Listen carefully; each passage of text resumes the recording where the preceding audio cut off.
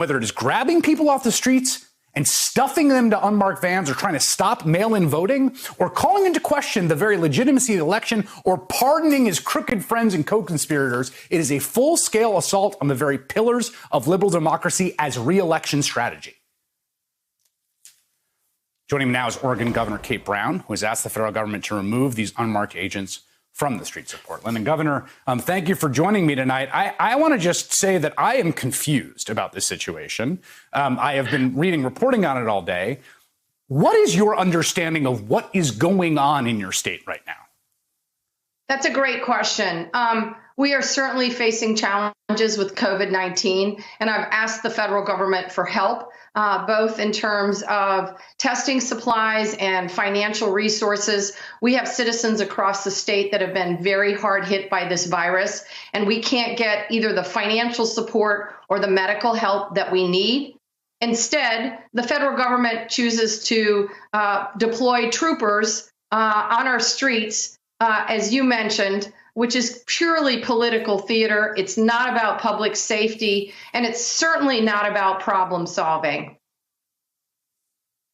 Well, just detail-wise, did Chad Wolf from DHS, did anyone call up you or any of your staff to say, Governor, we're sending a bunch of folks out into the streets. They might be shooting non-lethal rounds at some Oregonians. They might be tear gassing some of them. Just a heads up, would you like us to do this? Like, what is there been communication, or are you just watching this happen?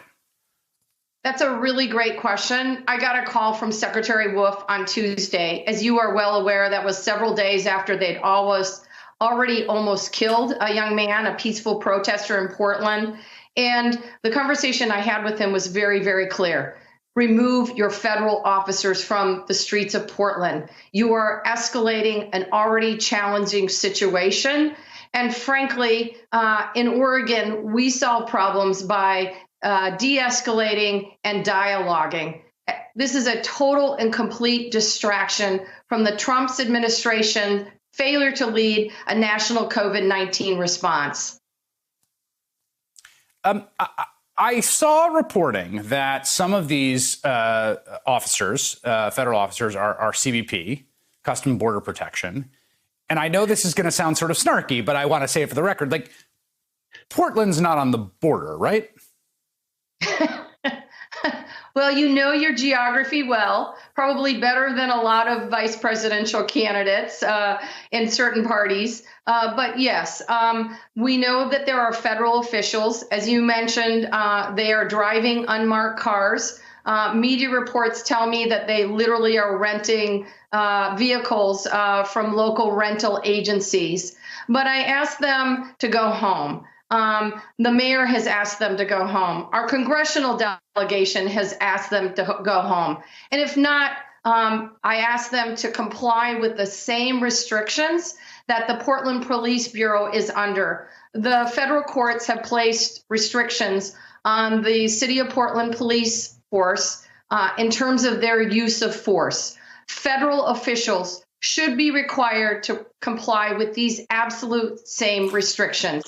Americans ought to be outraged, and Oregonians are. This is absolutely unacceptable. This was purely a photo opportunity for political theater for the Trump administration. He is trying to distract.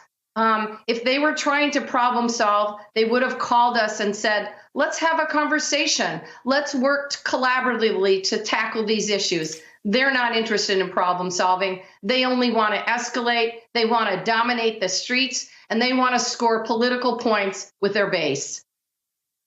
Yeah, you wrote that Trump is looking for a confrontation in Oregon in hopes of winning political points in Ohio or Iowa, your state, a kind of a theater backdrop for the president, of course, but there's real people there. And there's a real young man who really had facial reconstructive surgery and really had his blood pool on the street after he was really shot with a non-lethal round by a federal official who he doesn't know what, to this day, we don't know what entity he came from. I mean, one question I have for you and for the citizens of your state, if two men come up to me with guns in camouflage and grab me to put me in a car, I'm not going with them.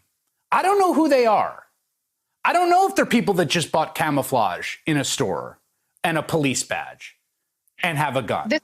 I don't know what authority they have. This is terrifying for the citizens of the city of Portland and surrounding communities. Obviously, it is definitely like pouring gasoline on a fire. This is not how we solve problems in my state, and it's absolutely unacceptable. The circumstance you just showed, complete violation of civil rights and a violation of our Constitution. Certainly, federal law enforcement officials should be forced to abide by these at the very least.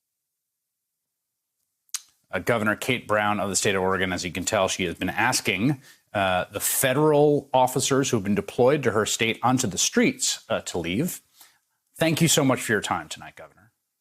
Thank you. Be safe.